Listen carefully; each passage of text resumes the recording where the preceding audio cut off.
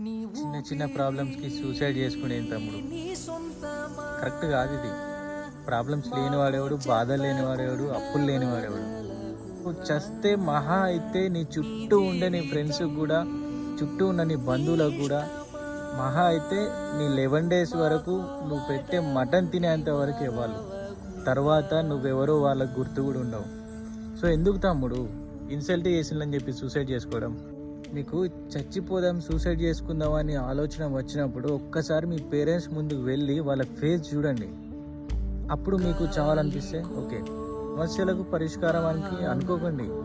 మీరు చేస్తే ఇంకొంచెం అప్పే అవుద్ది, ఆ వెయిట్ మీ పేరెంట్స్ మీద పడుతుంది. ఇది తెలియక మేము చేస్తే ప్రాబ్లమ్స్ అన్నీ క్లియర్ అవుతాయి అని చెప్పి సూసైడ్ చేసుకుంటున్నారు. మీరు చేస్తే మళ్ళీ ఇంకా అప్పు చేసి మీ ఖర్చులకి, మీ కర్మకాండాలకి పెట్టాలి కదా. ఏం లాభం తమ్ముడు మీరు సూసైడ్ చేసుకొని?